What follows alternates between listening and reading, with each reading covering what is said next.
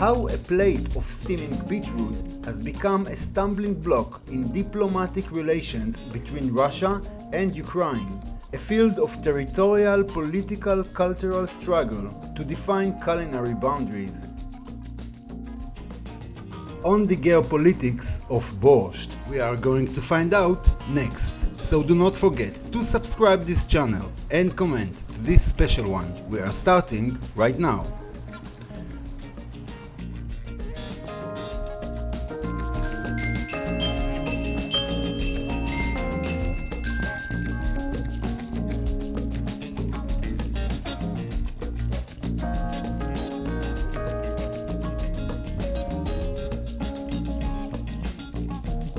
A plate of steaming beetroot in a bright red color with the addition of sour cream is perhaps the last security ingredient we would imagine in order to stabilize a border between countries. Yet, in recent years, the familiar borscht soup from Eastern Slavic cuisines has become a stumbling block in diplomatic relations which are already in doubt between Russia and Ukraine. A field of territorial, political, cultural struggle to define culinary boundaries and so on for reciprocal claims. In October 2019, the Russian Foreign Ministry released through its official Twitter website the following tweet. Eternal classic, borscht is one of the most beloved and famous Russian dishes and a symbol of traditional Russian cuisine. The Ukrainians did not remain in debt and tweeted back with humor and anger. Sentences such as, "It is not enough that you stole the Crimean Peninsula from us, you have also stolen our borscht."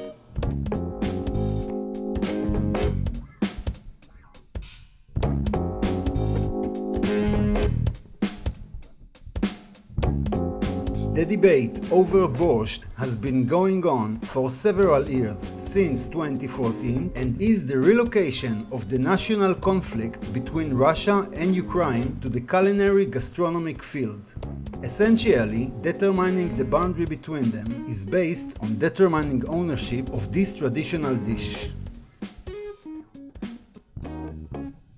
Humorous doubt discussion, this serious doubt is another expression of one of the roles that modern nations have imposed on the food they eat, and is stabilizing territorial boundaries as part of the nation's cultural and spatial definition. In any such discussions, one must remember that the nation is a late modernist invention of the dishes it seeks to contain within, and therefore their definition of nationality is necessary, perceived by other groups who feel ownership of the dish, and appropriation of what is part of their culinary cultural heritage.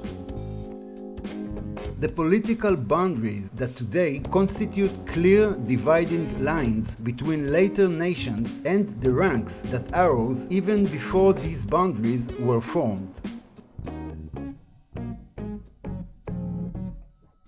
And so, their demarcation within clear line as the modern conception of nationalism repeatedly produces issues for controversy. In this case, the borscht is a means of continuing war and territorial struggle in a gastronomic way. In this way, the traditional soup dish becomes a defining boundaries of eating, and moreover, it allows for doing boundary work by creating the boundaries and, in this case, rebreaking. The background to the current controversy is a series of events that took place in 2014, following which Russia de facto took over the Crimean Peninsula that had been Ukrainian-owned until then. In addition, the regions of eastern Ukraine, which bordering Russia, are a broad cushion for Russian activity and influence and an ongoing threat on Ukrainian sovereignty in these provinces. But this is not the first time the Russians have appropriated dishes from the local Ukrainian cuisine. The borscht did not accidentally spill over into Russian cuisine, but was a part of a move in which Stalin began in order to create a common consciousness for many Arab ethnic and national groups held by force under the political framework of the Soviet Union.